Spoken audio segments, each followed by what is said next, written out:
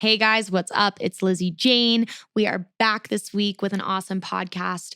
I had Emma Kapotes join us this week. She is an all-around content creator, wears multiple hats. Her passion is really about all things related to dance music and festival culture. She has an awesome podcast that goes by the Rave Culture Cast. She has a huge growing YouTube channel where she posts vlogs and how-tos and reviews and what do I need to bring to X, Y, and Z event. It's a very informal page and she carries that on to all of her social media platforms. I'm sure you've seen her promoting tours or festivals or shows or helping out with other musicians and building their page as far as the new algorithm and content creation. She 100% has it down. She's worked with brands such as Beatbox and more. And it was really awesome to talk to not only another podcast host, but someone who has jumped that bridge from being a music lover and consumer, which she still is to this day, but actually monetizing her love for the music and finding her own space and lane in, the entertainment industry and the music and festival culture industry. And it was just a really awesome conversation. I hope you guys learned a lot. Definitely check out her page. I would say as far as artists, you could definitely take a few tips from her on how to adapt to TikTok, Instagram Reels, Facebook Reels, and much, much more, making that short-term formatted content because I know it's definitely been a difficult thing for me to overcome and adapt to. And I'm sure a lot of you listening have the same issue. So I definitely hope this episode is as helpful as I found it to be. Don't forget, you can listen to these episodes ad-free only on my Patreon at patreon.com/thisisLizzyJane. We have ad-free episodes, one-on-one lessons, group lessons, vocal packs, sample packs, and much more. So make sure to go check that out. We have an awesome array of guests lined up for this fall. I really can't wait for you guys to hear some of these episodes coming up. Without further ado, this is Lizzy Jane, and you're tuning in to the Lizzy Jane podcast this week with special guest Emma Kapotes.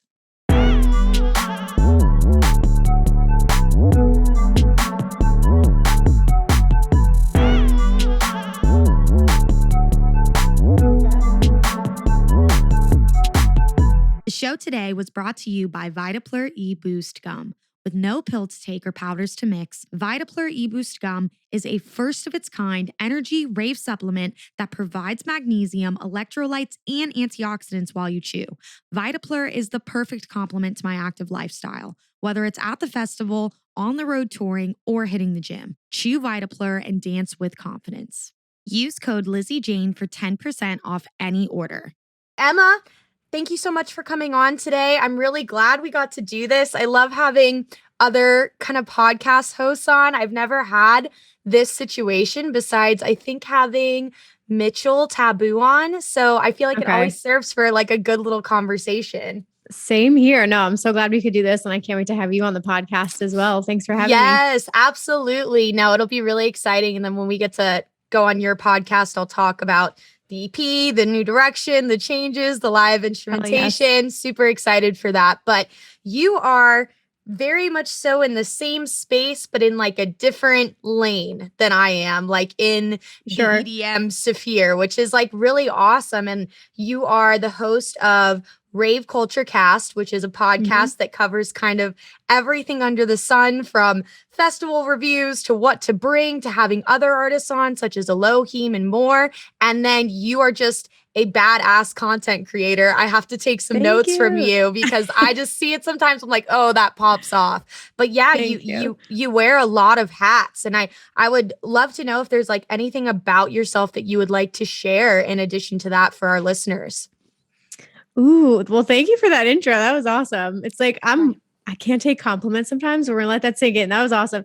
I think Rave Culture Cast is definitely my baby. And like you said, I love talking to other podcasters. I know you've been doing this for a couple years now too.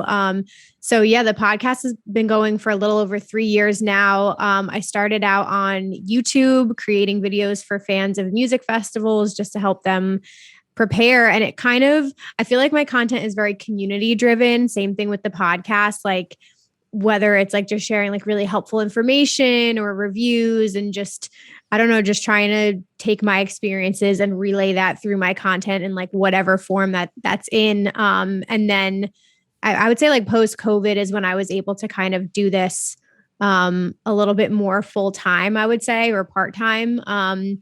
And yeah, and it's just been an amazing ride so far. And I've met really cool people along the way. So I just kind of pinch myself all the time that this is happening.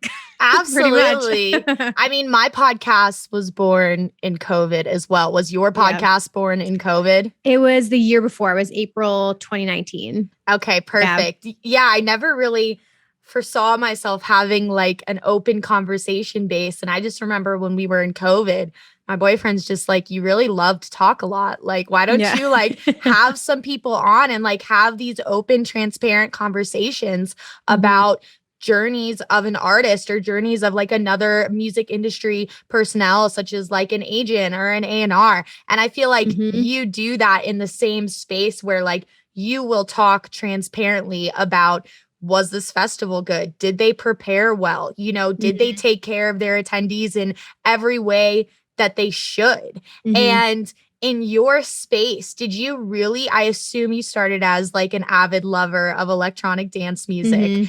And what was the kind of stepping stone where you went, okay, I'm not just going to be an influencer or a reviewer, but I'm going to kind of like take this head on and I'm going to streamline everything through this podcast, through my own channels and branding to create this kind of like multi-genre faceted platform that you have. Because I know that a ton of like women I see mostly become kind of like brand ambassadors for iHeart Raves or for X, Y, and Z, but it's really cool that you've taken it to such a professional standpoint to where now I assume you're kind of freelancing almost full time to have yourself just footed in the rave industry like this. Yeah, for sure.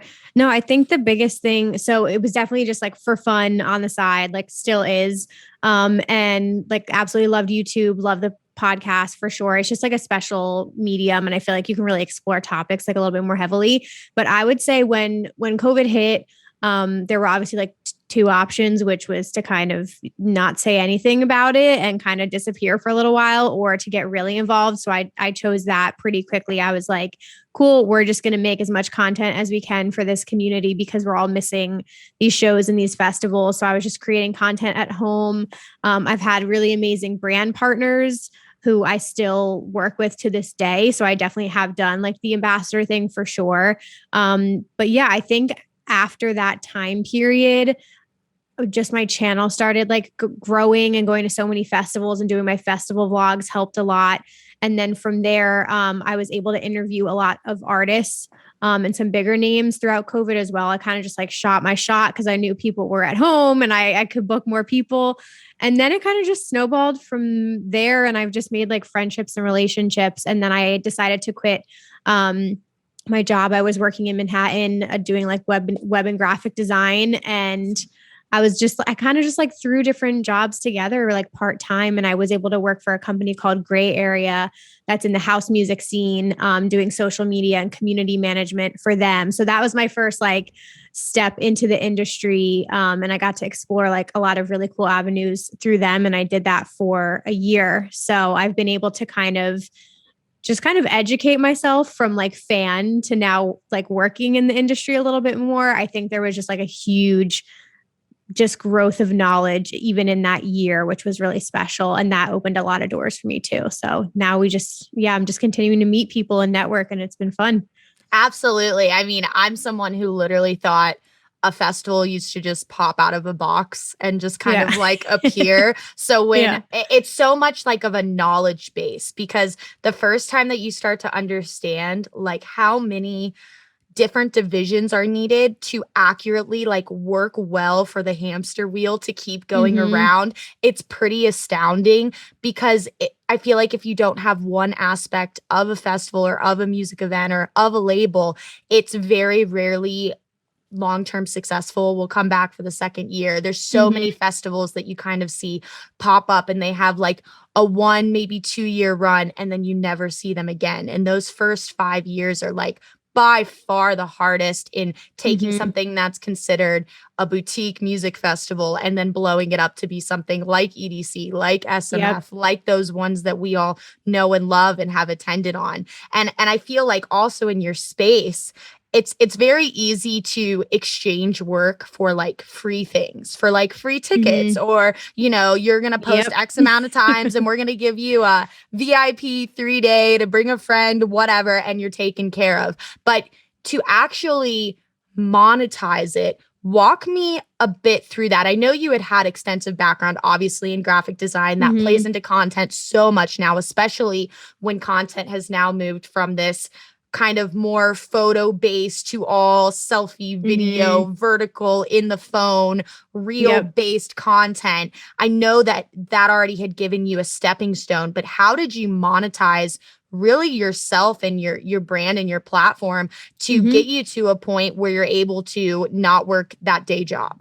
Yeah, for sure. I think so. I've tried a lot of different things and I'm still figuring this out. But at that time, I had saved up a little bit, but I had this opportunity pop up with Gray Area and I was like, okay, I can just go down the freelancing route and just make it work however possible. And then I also at that time had just picked up coaching throughout the pandemic. And I took like a bunch of workshops and courses and things to learn how I could do my own courses because I was always getting questions about becoming a content creator. And I was like, I'm going to just make a course and see how this goes. And then I form relationships through there. So I was able to quit my job because I combined part-time freelancing with Gray Area and Sears. That was the parent company. And then I launched my coaching business, which I've kind of quieted that down a lot now just because other opportunities have happened. But between the two of them, I was able to be like, cool, it may not be as much as the full-time job, but this is like where the direction I want to go in. And then I just like took that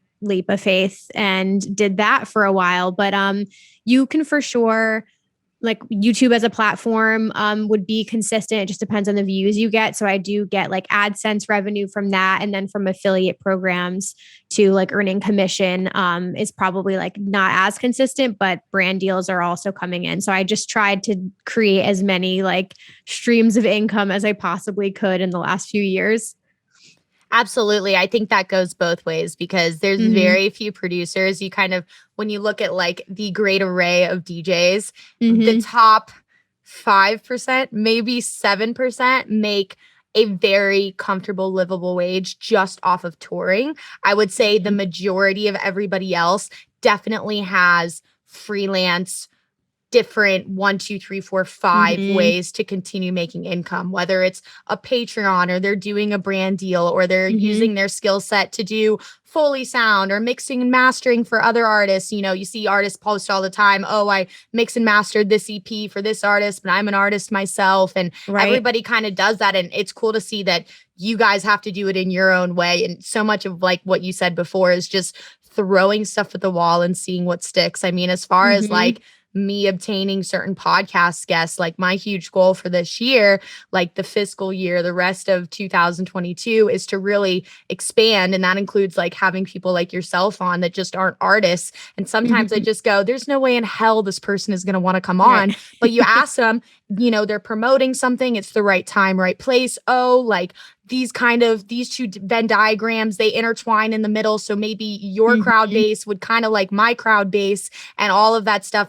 And sometimes it just works. And it's a crazy journey on both sides of the spectrum to really grow something that is working for longevity via just short-term gratification, success. Oh, I got the free ticket to the festival. We're done. Because it's definitely, in my mind, I do consider something a hobby until you're actually able to make a profit off of it and not completely break even. But then there's that give or take where, what is it worth it to you to live your passion as your career? And for most people, it's 80-hour work weeks instead of 40 and maybe not as much pay, but it's that like happiness of doing what you love for the community. And as far as like brand deals, I have like brand deals on my end, but they're more so for like equipment. Like, okay, JH Audio is going to give you this artist discount. You're going to tag them in all of your posts for the next fiscal year.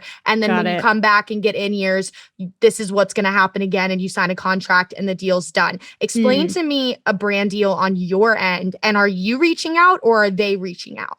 Sure. So there's a couple different avenues I would definitely recommend. So actual brand deals where like sometimes a brand will reach out and they want you to promote the product.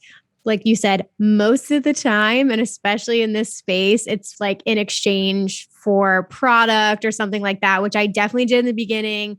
And it was a great starting point. But like at this point, definitely to negotiate. But I think you just have to show the value, because for me, my value is like my community and my relationship with them. And if I endorse something, like people really trust my word, and like I hold that very true. So I'm very like picky and choosy about what I will do. But I just show them like the evidence, like, hey, I've done this past partnership with this brand, be it earplugs or something like that. And this was a real example. This reel hit 500,000 views. Like that's huge engagement and reach for your brand. Like I could do something similar. This is the value of why like you should pay me for this content creation. And then you could also, what I'm getting into more recently, I would say is just strictly content creation too, that the brands can run ads on, because if they're directly profiting from your video, you can argue usage rights and things like that. So a lot of people now I would recommend like, you can offer to straight up create content for them. So I'll pitch like a festival weekend and I'll say, hey, I'm going to EDC.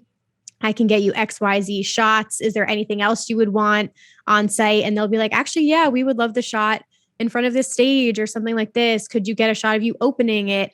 And I'm like, cool. And then I will do a whole package for them throughout the weekend. So that's kind of how I ended up framing them. And I found a lot more success both in reach, and we were both happy. And that was also a higher income than just like a one-off, like plugging a code or a link. So I was kind of packaging it that way.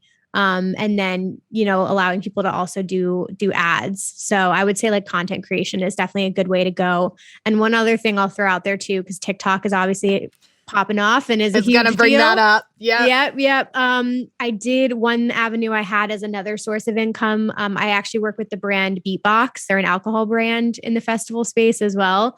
And how I started with them is they, hired me as a content creator as well, to create videos for their TikTok. So I was also doing that on like a monthly basis. So I do know a lot of content creators in this space who have partnerships with brands, and they will create like X amount of TikToks for their page for the month, and they'll get paid directly through that. So that's another good way to go.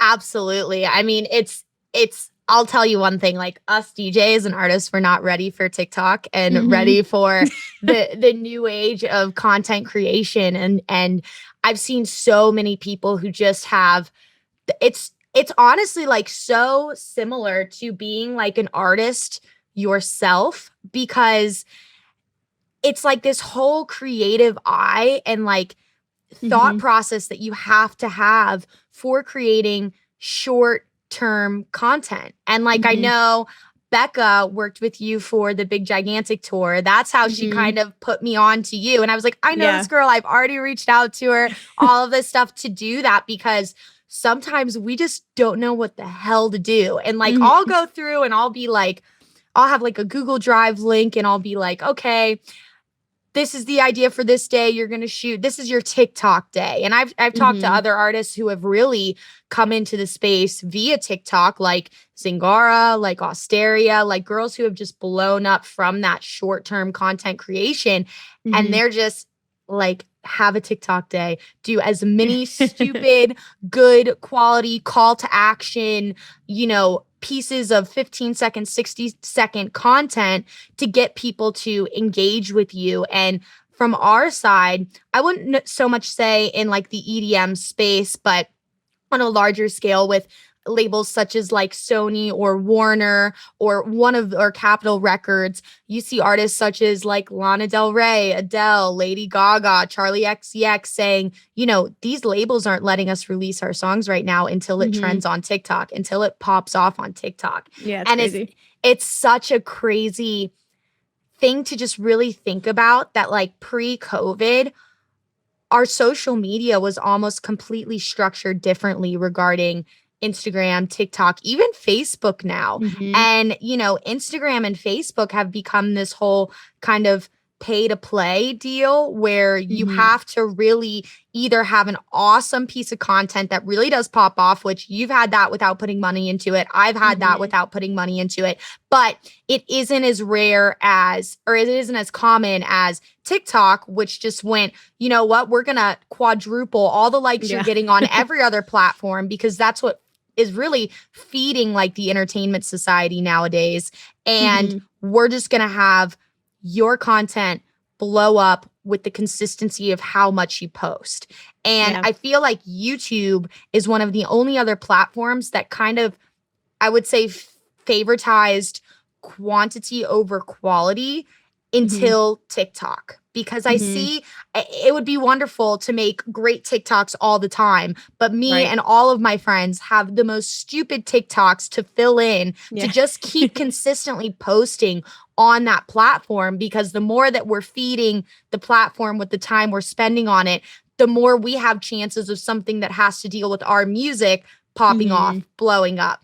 And it's just a crazy thing to wrap your head around because I was Yeah. so for social media until TikTok. And then I was like, my brain cells are exploding, but it's also like part of our job. And that's where, you know, Mhm. that's almost like your whole job in a certain alley is making Mhm. that content creation. And there are absolutely beneficial points. I think it's really Mhm. awesome that like a musician or a brand partnership can really go in depth to a product like they necessarily wouldn't be able to before. Like before, you know, TikTok came up, it was very much so conversations with management or whatever, get the press photos Mhm. done, make sure you're getting the crowd photo, all of that stuff. And now it's, okay, we want you singing. Okay, we want you breaking down this track. Okay, we Mhm. want you playing in the studio. And I do think that's cool where fans can interact with you on a more like quote Mhm. unquote like talent level or description level than Right. just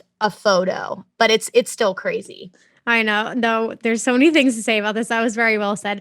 One thing I will say that I think would be interesting too, just as far as like using TikTok, because I know that there are so many artists that do feel uncomfortable creating the content themselves, or like it doesn't feel natural and it's not in line with them. Yeah, I Yeah. think there's ways to get your community involved as well. Because I've been reached out to on behalf of like record labels where they're promoting a song and they'll like ask you to create a video. But I think even just going past, you know, quote unquote, like influencers or content creators, but like posing your song to your community and saying, like, run with this, like, go get creative, make videos with it. Like, I can't wait to see what you guys submit, whether it's like a giveaway or something along those lines. I think it's just fun to like get your actual community involved as well and make them feel like a part of it. So, like, that could also be something people could do. But yeah, I don't know.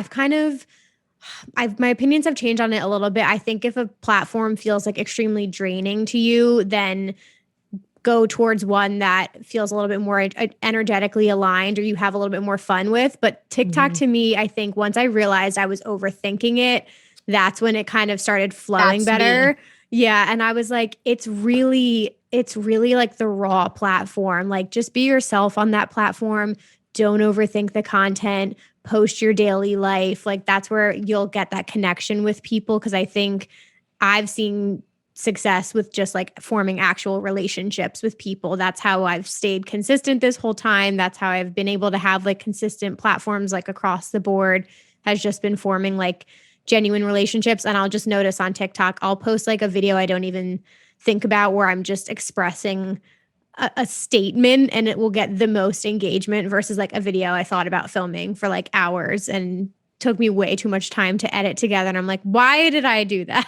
I should have just posted the relatable content in the first place. So I would say don't overthink it. Just have fun with it. Absolutely. Yeah, Yeah. I mean that's definitely the name of the game and like so much Mhm. like less is more cuz I'm someone who will be like we got to get this angle and this and then we've got to cut to Mhm. that and I've got to put it in Premiere Pro and do an edit of it and then put the actual audio over it and same thing like things that I think are just going to be fillers and are just like really stupid in my mind or something that I don't think people are going to relate to, it'll pop off. And you're like, okay, well, I guess this is the way to go. And that's a really good way to look at it too, because I know, just like speaking in like my artist circles, when we started to see Instagram really favoritized reels, whether they were trying to compete with TikTok or not, even though that's never going to happen.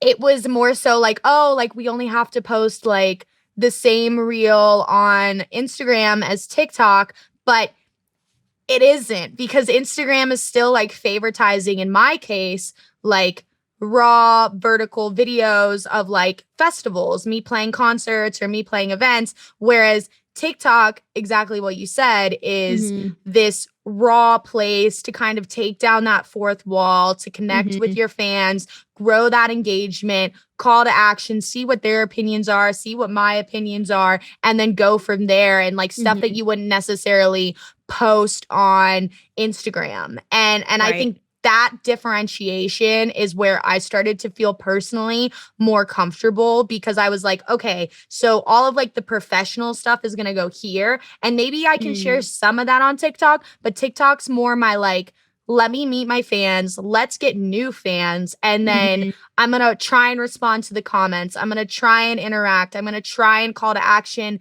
show me your new music, show me a remix of this, like show me X, Y, and Z, stuff that I just wouldn't necessarily do on Instagram. And I mean, as far as like your, I know you do work for Beatbox, right? That's what it's called. Yeah. And that's like, is that like a seltzer, or is it like, what is it? No, so it's a wine-based party punch. It's 11.1% alcohol. Yeah, I actually found it at a music festival because the founders are all like EDM fans, and they wanted to create like the ultimate festival drink.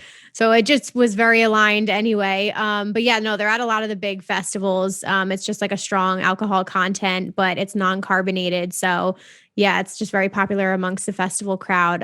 So no, I'm actually working with them full time now as of this week. Oh, congratulations. Yeah, thank you. So I'm managing their community as well, because we've just been like exploding like crazy. So there's a lot of cool stuff we're doing. And they're still involved in like the EDM and festival space. So it was kind of like the best of both worlds now. So yeah, I've seen you guys like everywhere. Like I've seen that drink everywhere, like on the festival pages, on like, you know, just like sponsored things. Yeah, absolutely. Yeah. I'll make sure I'll have to try it at Imagine or North Coast, because I'm a pretty big wine fan. I had no idea that it was a wine drink, so that's like super intriguing. It doesn't taste like wine at all. That's the thing. Like it tastes like a cocktail, like a mixed cocktail, essentially. Yeah, that's honestly a lot of fun. And the fact that it's not carbonated like doesn't make you feel like shit after, which is like definitely beneficial. And there's not really, you've got like the bags of wine and that's it. Like that was the only really festival thing you had in regards like slapping the bag. Like I know when I used to go to festivals, like that was the thing. And that's really cool that they've kind of found their own little lane. But for that, have you just found the most success overall on TikTok, or are there like moments and times when you do find success on other social media platforms? Yeah. So I know I totally get the hate Instagram's getting, but Instagram's been my favorite platform to create for as of lately. I do repurpose all my content. So I make everything in TikTok and I repost it as a reel, like without the watermark. The only difference I really see there is, like I said, like you mentioned, I will post bonus content on TikTok. That's like a lot more just, you know, like whatever daily thoughts or like stuff like that. So Instagram's a little bit more curated, but I love creating for Instagram. Like I've just been churning out reels. I just noticed that was working. I will grab like trending audio and attach it.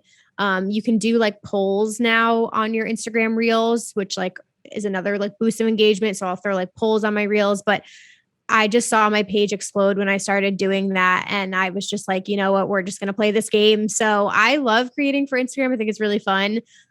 TikTok is, I just feel like I still don't understand the algorithm. It can be a little bit inconsistent sometimes. So I think I just like have fun with TikTok. I don't really take it too seriously right now. And then YouTube, I started on YouTube. So I still will have like a soft place in my heart for it, because I think that's what built like such a strong foundation. And there's not that many festival or like, dance music content creators on YouTube. And I've spoken to a lot of my friends who are in the same space about it. And I think we've just built such strong fan bases from YouTube as well. I think people are sleeping on that platform a little bit, but artists are sleeping on that platform. Out of like EDM artists, like I would say YouTube is by far the most slept on platform. And I feel like I hopped on the train late, and the podcast has definitely like helped it grow. But like I don't really know any of my friends that use YouTube besides uploading their music when it comes out, like to like a visualizer, or having like big YouTube channels like UKF or, Dubstep Main or something like that upload them for you because they have like huge channels. But YouTube is just such a massive database of people who literally live on that platform and don't touch anything else. Yeah. And as far as YouTube, like I'm personally like curious, like I know you were a part of YouTube obviously a lot longer than I have been. How did you actively grow your page? Because that's something I struggle a lot with. And like I've tried to understand how to tag content, how to like properly maybe boost it through a search engine. But as far as like actively gaining subscribers and giving them the content they want, I'm often left in like this space of,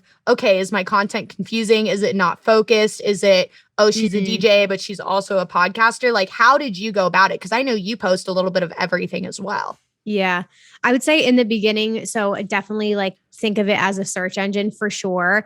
So I did do a bunch of different topics in the beginning, like it was makeup and festivals, and I was doing like health and fitness there. And then once I got like really focused, a lot of my content was on EDC Vegas because that's kind of like why I started my channel. So then I kind of became known as like the EDC Vegas like content girl. So I have like over 80 videos on EDC. But the beautiful thing about YouTube, it's evergreen. Every single May of every single year, there's just a spike in traffic in my channel because people will come back and binge watch that playlist. And so you kind of like build up these videos that can continue to like get views over time.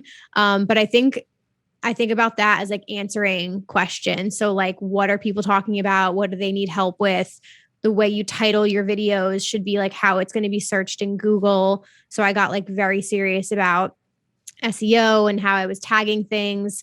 So some of like the highest viewed ones, I would say it was more rare for me. Like I've passed myself on YouTube now, on Instagram, and I think TikTok. So that's just like the crazy thing because I've been doing that a lot less time than YouTube, but it's harder to grow on YouTube.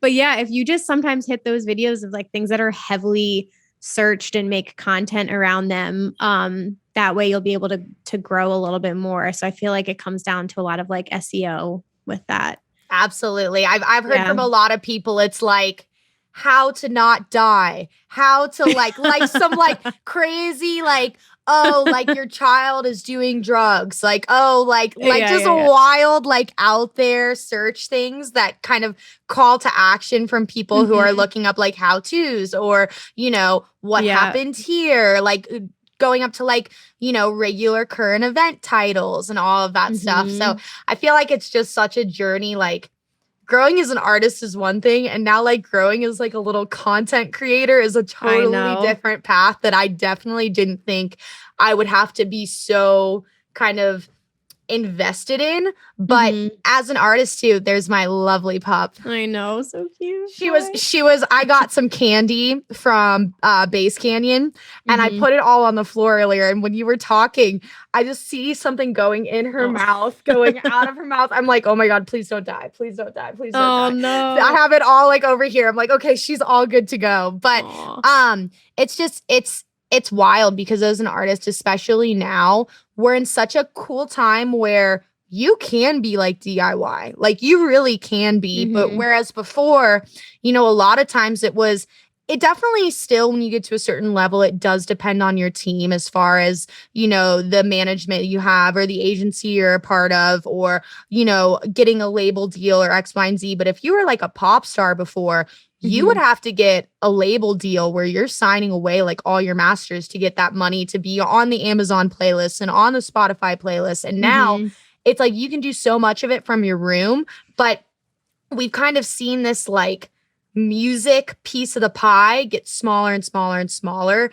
as social media has gotten bigger and bigger and bigger. So it's like this balancing act where I think at the end of the day, like the music does speak for itself, and there's really, really talented people in the entertainment industry as far as actors, playwrights, musicians that have never had to have social media because their music is just so good or their craft is just so honed. But in like this age and this demographic and this generation, it's really hard to do it without having an online presence.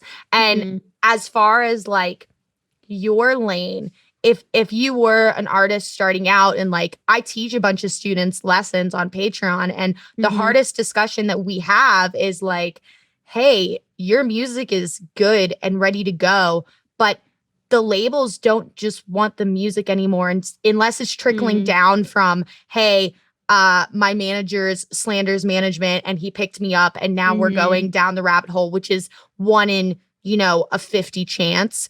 Right. They want to see that online presence, and they would rather sign somebody who maybe doesn't have as great of music, but has a great online presence that's going to bring a new fan and listener base to their label. So, I mean, I would love to know some like pointers that you would just give maybe like a beginning artist that really doesn't know how to be present online, how to establish that presence and start to grow, like where to find their niche per se. Yeah. Ugh, I can't even imagine being it. No. There's so many things to say in this because like I'm not an artist, so I can't imagine how it feels. And I totally respect that some people just don't want to be online, or like they want to have their privacy respected or be really protective of their energy, which I totally understand. So part of me is like, you could maybe pick the platform that feels good. Like you could be, Zingara did an amazing job growing her TikTok, and we've spoken before. And Gesture, I chat with him a lot about content, and he just like has so much fucking fun with it and does the funniest videos and content. And that's very like him in his lane. But you could also be like John Summit on Twitter, who grows a huge base there. Like you could pick maybe a platform that feels the best to you that you could focus on. I would also say I spoke to this guy named Steve Cardigan, who does this like house music series on his platform, and he has these really big Spotify playlists now. And he talked a lot about having series on your pages, which I totally agree with. So having like consistent branding or like a series idea that people know you for and continue to come back to your page for is really big for sure.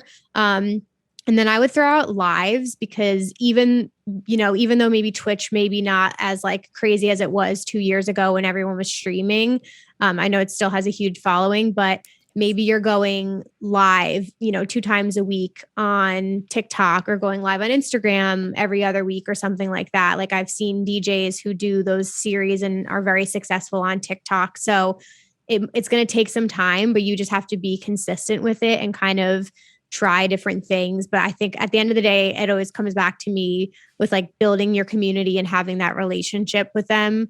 And I just remember as a fan, like seeing artists do the Twitch streams during the pandemic, like felt super intimate. And it was really cool to see them in like a different light than how we normally see them, because you got to see like inside their home, or you got to see like a more casual side than what's online outside of the music. So I appreciate when artists share their life or keep it like, really real, or show you a little bit more behind the scenes. So I think like just even highlighting that and being like a real person online is what people want to see, because that's the most relatable. So yeah, I just threw a lot out at you, but I would try like a bunch of different things. I love doing lives. I still do them. I think a lot of people also sleep on doing lives. Especially on Instagram. Instagram lives are like really good.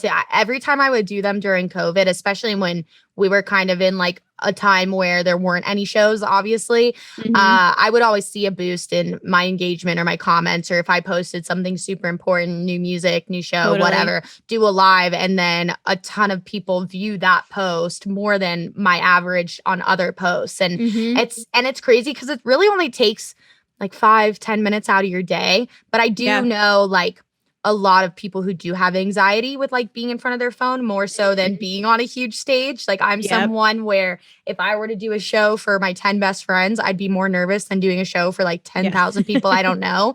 And I think some people are just built that way. And a lot of us are deep down, we're like really nerds, and it's very hard for a lot of people to like come out of their shell. But my whole thing is just the more that you do it, the easier it's going to become. And that's how it's been with TikTok with me. Cause I would go through a stream where I'd be like, I did great for a week, and then I'd be like, oh, that took so much out of me. I'm done for the month. And then the more I did it and just made it a part of my daily routine, the more normal it felt, and not, oh, this is this big thing that's taking a big amount of anxiety out of me or whatever. And it became part of kind of like my daily ritual in doing my job. And it's just something that we kind of all have to kind of just dive in, or at least try. And you're right. I feel like pre-COVID, like DJs and artists, and there definitely still are, I would say, more maybe in the mainstream field, like the David Guettas or like all of those guys are still a little bit untouchable. But what happened during the pandemic was that like fourth wall was broken down, that fourth wall of, oh, you're like this big DJ and you're with all the girls and you're playing the shows. And then all of a sudden you're in your like studio apartment streaming on Twitch, doing a DJ set, and your like kitchen's in the background and they see you're living in this like small ass little place, and like you get to really become relatable with people. And I feel like all of us, like we wouldn't be doing anything or be picked up by X, Y, and Z if we didn't have fans and we didn't have people who really like invested in our music or us as a person. And I've definitely seen artists that take down that fourth wall and let people into their life have a bit more success with sharing their music. When people feel that they have this, I guess, aspect of relatability to you, like, oh, you like this sport, I love this sport too, and things that don't necessarily have to do with music. And I mean, with the podcast too, it was a great way for me to quote unquote network without me having to like leave my house and go to the club every night or go see this artist that's in town. Hey, let's do a podcast. Let's get dinner. Super nice to see you. Goodbye. Kind of thing. And it's just like everybody kind of like finding their own niche, but it's definitely a journey. And I'm just waiting until it like changes up again. Cause I feel like we're all like, okay, is it going to go back to how it was? Is it this? And I was speaking with another artist at Bass Canyon, and we kind of made that equivalency to when music was no longer tangibly like purchasable, like in an album or in a vinyl. And even though like vinyls are back, you know, it all used to be in those big CD stores that we would see as children. And I can't imagine an artist going through a time where they made money off their music, and then all of a sudden you have Spotify and Apple and Amazon and all of these different distro companies that are just putting them onto online streaming services for a subscription-based price. And I feel like it's kind of similar in the way now where like, hey, this is a little bit of a curveball that like our generation of entertainers and content creators have to adjust to and have to kind of like get on the wagon to, or you're going to kind of fall behind. And it's definitely that kind of happy medium. And it's just so interesting. And as far as like your journey in this space, when did you know that you wanted to kind of take it to the other side? From like fan to working? Yeah. Ooh, I think, honestly, I think just like speaking to so many people on the podcast and like getting that perspective, like I just became super interested in everything. And like, just again, on like the education side, I was like, the more I learn, the more I'm able to share with like my community as well. And then I think just realizing like, this is not just, you know, I want to attend music festivals for fun as a hobby. Like I'm so passionate. I could talk about this forever. I want this to be like a long-term thing. So I want to find a way to do this like for work as well. I think once I started taking that more seriously, like I think the opportunities started to come in and just really cool things have happened from it. So and it's still evolving now, like even with the podcast, I would say more so than anything, like that led to me co-hosting the EDC Vegas live stream with Insomniac Radio this year, which was like such a huge deal for me. So I couldn't even believe that happened and that they found me literally through my content online. So you just never know when you start any one of these like pages or platforms, like who's going to hear it and like who's listening or who's about to reach out to you. So yeah, it's just, it's been really amazing and it's opened a lot of doors. And like, no matter what form this takes, I just want to be able to keep doing this for the long haul. So just continuing to try to be, to top myself. And that's like so true. You know, I speak to people all the time and it's like, it's so easy to get wrapped up in, and I'm sure this happens in the content creation world as well, in what are they doing? What is she doing? She's got higher numbers than me. He's got higher numbers than me. Like, oh, the Spotify listeners, oh, the tours, the shows. And the biggest thing is just always reflecting on like where you were 6 months ago, where you were a year ago, because I have not talked to one person whose journey in like this industry has been like identical to a T. So it's very easy to compare yourself, but it's very like hard to conceptually understand that like no one's coming from the same place. No one's coming from the same situation. Some people know people in the industry. Other people know absolutely no one, you know, and having that background and having that kind of variation of approaches to your progression as content creator, as an artist, as X, Y, and Z in the music industry. And like at EDC, did you have anyone that you were just like, have you ever been like starstruck to talk to somebody? Like, I would love to know if there was someone who sat down and you're like, wow, I'm really talking to him right now.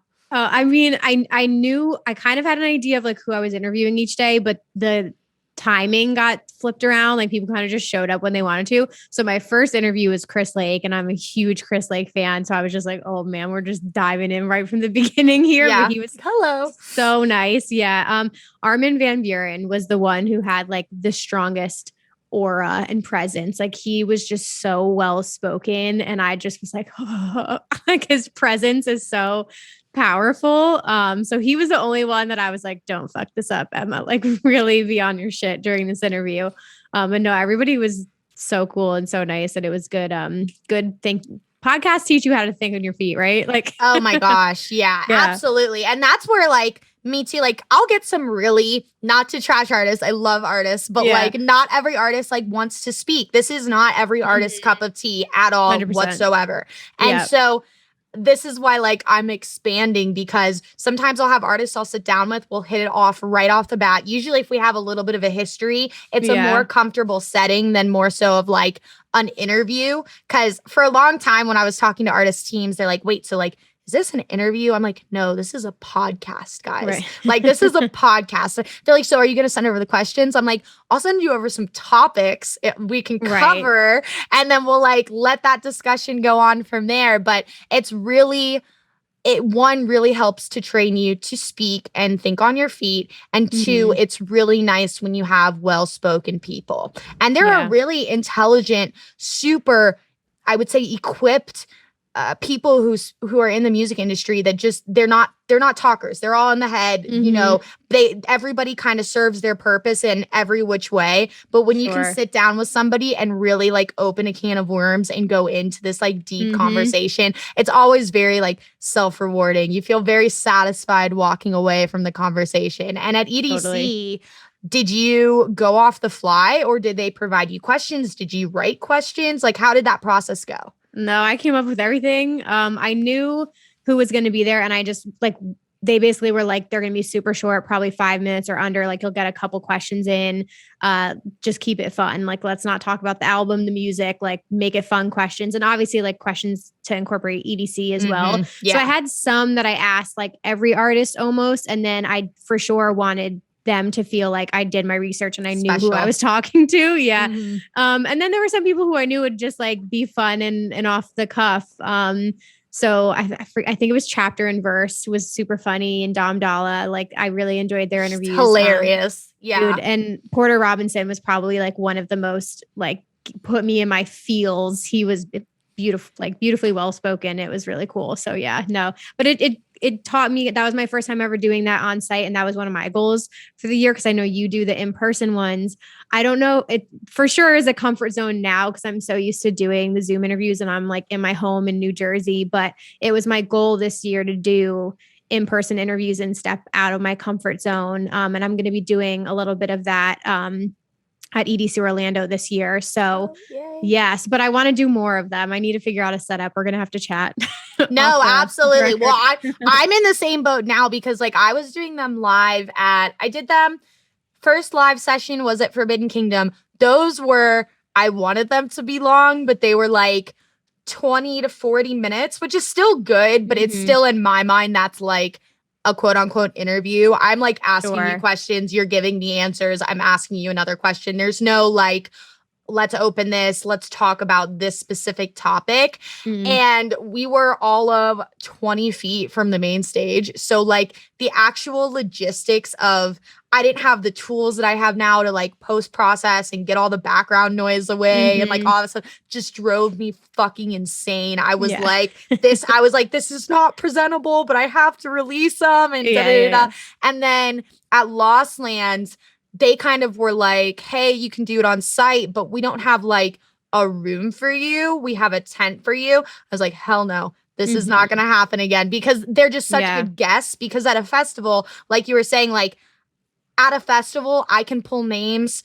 4 or 5 times bigger than I would be able to pull maybe when they're doing a headline show here in Denver or, you know, playing Red Rocks or X, Y, and Z. And like Denver's made it so much better for me than living in Tampa, where like now I kind of have like 8 massive venues to choose from instead of just like 1. So it is a lot better. And like my probability of like locking in a guest is way higher. But at the same time, like I do want there to be like a level of professionalism and quality delivered to like my listeners. And like if it's not listenable, that's cool that it's done on site and all of that stuff. But it has to be like at least being able to be like audible, cleaned up, because it always looks really cool. But if I can't tell what everybody's saying, it's not the best time, regardless of the mics. So now we're starting to like partner with like apps like Unity. I have like VitaPlayer, who's an advertiser for the podcast. When they have tents at festivals, we're going to do like small, like 10 to 20 person seating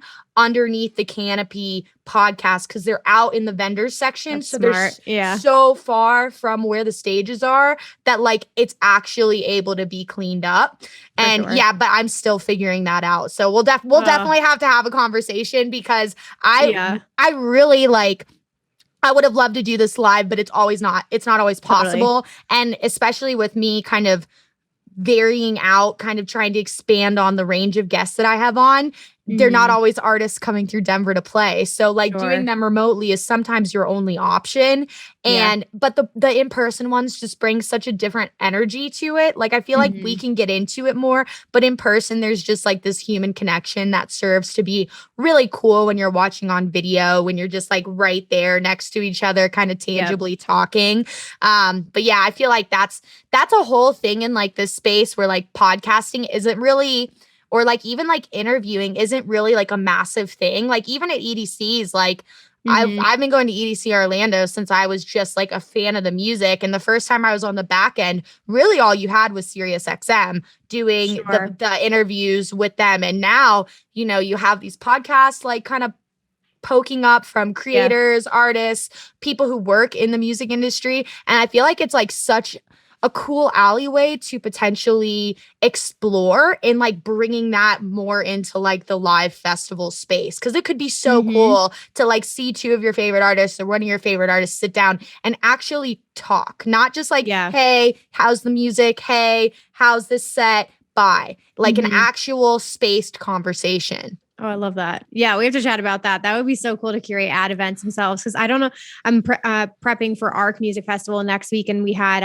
this is the first time I'm going just like as myself. Usually when I'm on site doing press and stuff like that, I'm on behalf of a brand. So it's just like getting in that feeling of like getting out of the imposter syndrome of being like, no, you're going on behalf of Rave Culture Cast. Like you're going on behalf of your own podcast. But I think the same things too. You just never know what the situation is going to be, if they're going to have a trailer, if you're going to have to literally just pop it up wherever the fuck you are. And I just bought new mics to test out and do all that stuff. And I like literally got like a mini phone tripod that like expands to however many feet. I'm like, I will pop this thing up wherever I got to do it. And we're just going to put ourselves out there. So we'll see how those interviews go. I'm gonna try and book some people tonight. No, they'll be great. And it's really easy to book people too when they're like already booked for the festival. It's like, why the hell not? You know, like they'll come in. Like I remember I had like a cooler at Forbidden. I had like Tito's and whiskey. And I was like, make yourself a drink, sit down, let's have a conversation.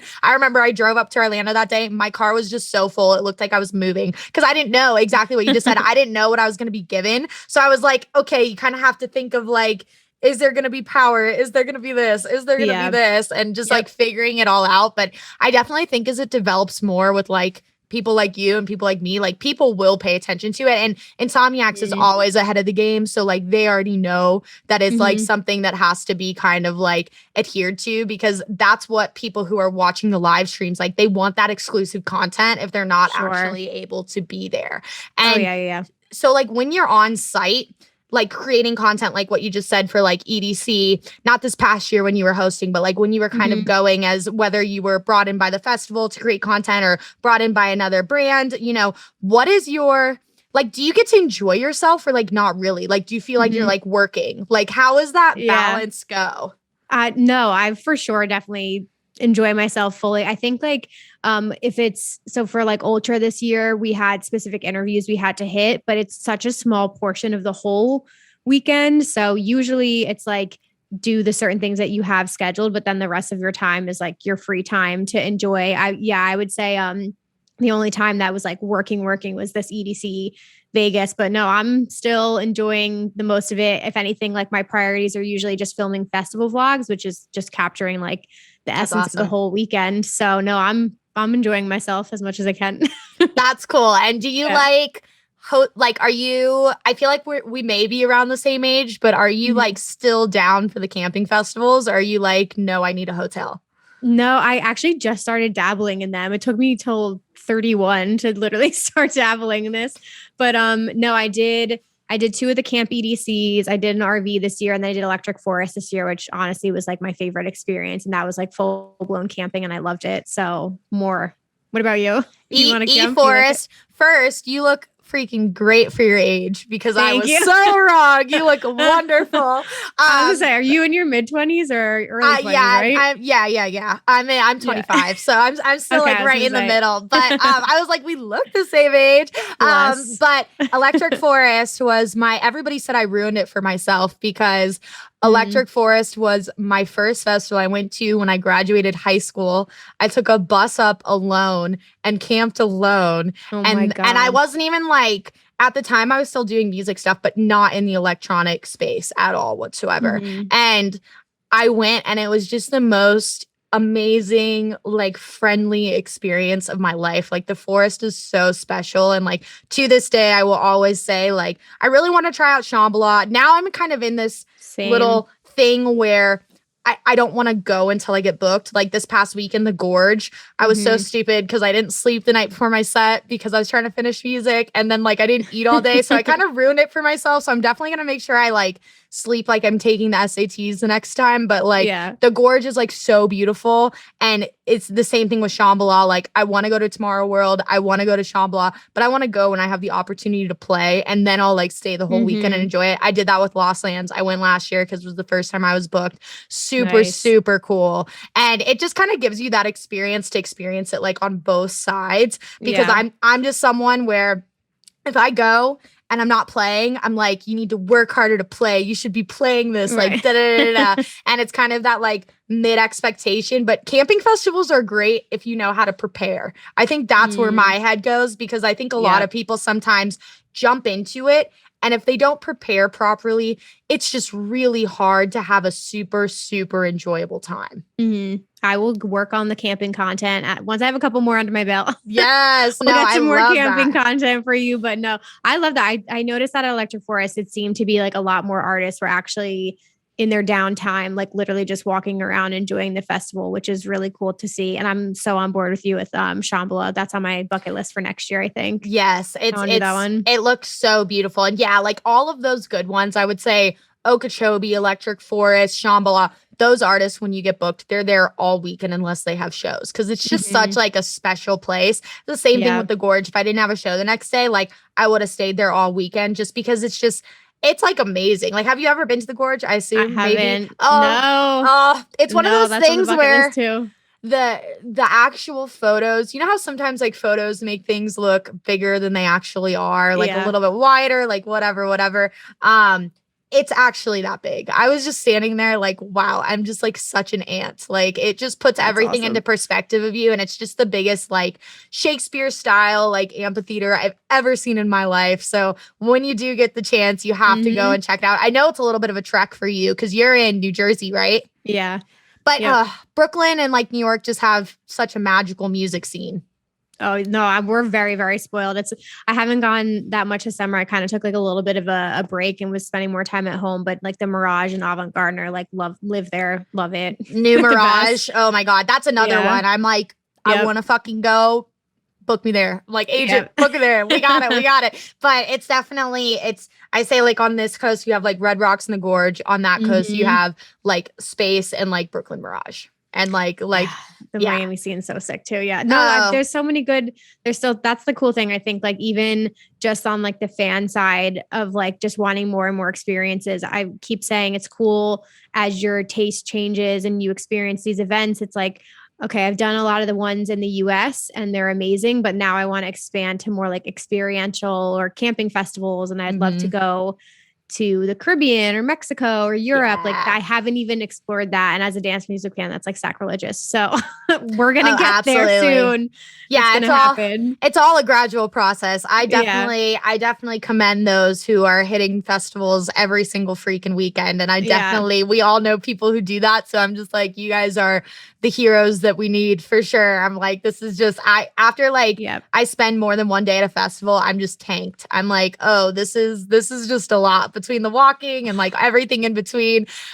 Did you start as a bass head and end as a house head? Do you like everything? Like, what are your personal tastes? Ooh, no, I think I started with like the EDM bubble, like Swedish House Mafia, Avicii. Like I was in college in 2010 and 2011. So that was like very much the intro to everything. And then I mean, I was super into trap in 2016 when that was like popping off. Yep. So it was definitely an evolution. And then I would say like 2019 and on, and then working with Gray Area, like they're a house music brand. That was like where I plunged even more into it. And now I'm like getting more into like melodic house and deep house and melodic techno. Now I'm like on a kick with that. So it keeps changing. Love the techno. I'm a huge techno fan. It's definitely, Denver has a little bit of everything. I would definitely say Denver is about the reverse of any other major city in the United States where like bass music is actually more popular than house music. But house music still like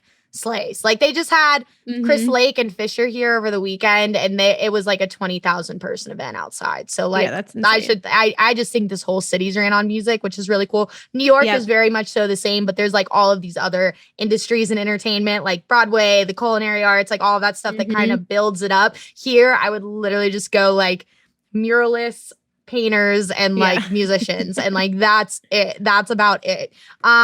But that's like really cool to hear about your background and your journey. And it just seems like you're really able to like step in your own space now, which is really awesome. And like not necessarily like still, have the multitude of hats and working for the other brands to definitely like fill that void of like, hey, I need to make X, Y, and Z, because I think that's how all creators are. We just have like a huge puzzle piece of how am I going to fill this up, maintain here, reinvest in the brand, and move forward and keep on, going. But the fact that you're now able to go to events on like your own behalf for the podcast, for all that stuff, that's so exciting because it takes a long time to get there. Artist wise, non-artist wise, I get so excited too for artists because I just saw like Blossom posted this week. Like she put in her 2 weeks notice, and I've seen like Jay Wara who like quit her job, like full-time job after 10 years. And it's like, I didn't even know that they weren't doing this full time. And you don't realize too on both behalf, like everyone's just doing what they got to do to make their passions happen.